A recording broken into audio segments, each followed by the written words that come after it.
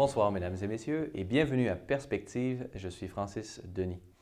Hier, dimanche 26 avril 2015 au Vatican, le pape a célébré la messe du Bon Pasteur en procédant à l'ordination de 19 hommes. Dans son homélie, le pape est revenu sur l'importance pour les prêtres de cultiver l'esprit de service.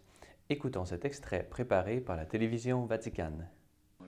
Au nom de Jésus-Christ le Seigneur et de son épouse, la Sainte Église, je vous demande de ne jamais cesser d'être miséricordieux. Au confessionnal, vous serez là pour pardonner, pas pour condamner. Imitez le Père qui ne se lasse jamais d'être miséricordieux. Tout de suite après la messe, le pape s'est rendu au palais apostolique pour prononcer le Regina Coeli.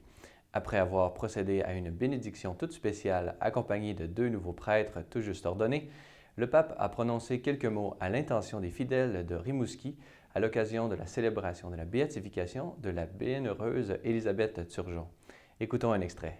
Enfin, François a exprimé sa joie pour la béatification au Canada ce dimanche de sœur Marie-Élisabeth Turgeon, fondatrice des Sœurs de Notre-Dame du Saint-Rosaire. Benedicat vos omnipotens Deus, Pater et Filius et Spiritus Sanctus. Au Québec maintenant, et plus particulièrement à Rimouski, se tenait la célébration de la béatification de la bienheureuse Élisabeth Turgeon. Celles et Lumières s'étaient déplacées pour l'occasion, à laquelle plusieurs invités prestigieux s'étaient donné rendez-vous. C'est le cas du cardinal Angelo Amato, préfet de la Congrégation pour la cause des saints et légat papal pour l'occasion.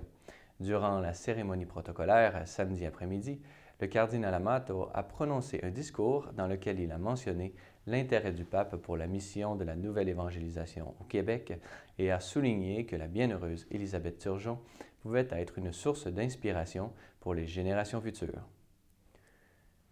Toujours à Rimouski, le nonce apostolique au Canada, Monseigneur Luigi Bonazzi, s'était également déplacé pour accompagner la communauté catholique de Rimouski dans ce moment important de l'histoire de l'archidiocèse.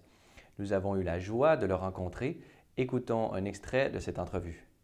J'inviterai ceux qui nous écoutent un peu à lire la vie de cette fille, de cette femme qui est morte à 41 ans, donc elle n'a pas...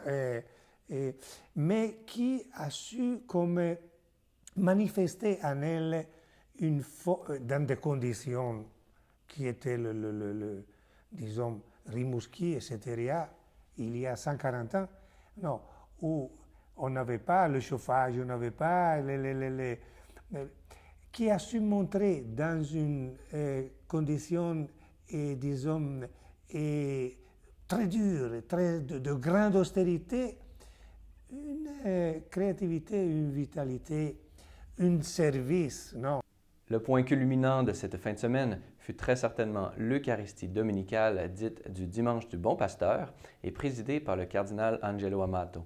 C'est donc à l'église Saint-Robert-Bellarmin que les Sœurs de Notre-Dame du Saint-Rosaire, ainsi que les pèlerins et fidèles venus de partout au Québec et même des États-Unis, que le légat papal a pu prononcer la formule de béatification de la maintenant bienheureuse Élisabeth Turgeon.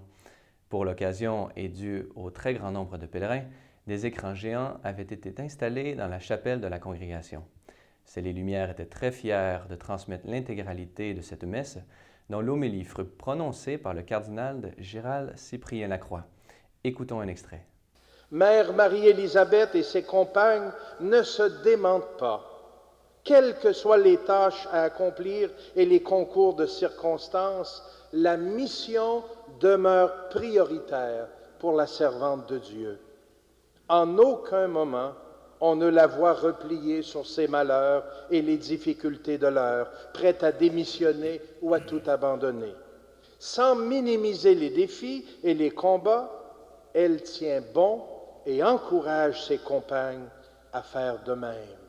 Voilà, c'est tout pour aujourd'hui. Si vous avez des questions ou commentaires, vous pouvez m'écrire à l'adresse qui apparaît à l'écran. Merci d'avoir été des nôtres. À la prochaine.